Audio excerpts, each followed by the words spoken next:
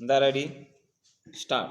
अध्यक्ष महोदय, भारतीय कार निर्माता संघ ने गत जुलाई में एक पत्र भारत सरकार को लिखा था जिसमें कारों के मूल्य में वृद्धि की मांग की गई थी और उन कारणों पर प्रकाश डाला गया था जिन पर वह मांग आधारित थी। विराम। कारों का अनौपचारिक मूल्य नियंत्रण भारत सरकार ने 1957 में पहले टैरिफ कमीशन की रिपोर्ट के आधार पर किया था। विराम।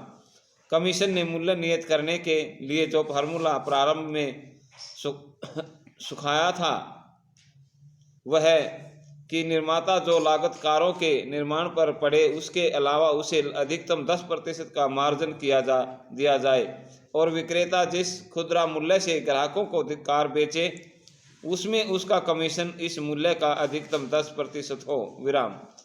पैरा। उस समय यह भी सोचा गया था कि चूंकि कच्चा माल, पुर्जों, मजदूरी और टैक्स आदि में निरंतर वृद्धि होने के कारण कार निर्माताओं का उत्पादन व्यय बढ़ेगा, इसलिए उन्हें समय समय पर उसमें तदनुसार वृद्धि करने की अनुमति दी जाए। विराम। निर्माताओं के साथ सरकार का जो भी यह समझौता हुआ था उसके अनुसार कुछ समय तक कारों की कीमत समय समय पर बढ़ाई भी जाती रही।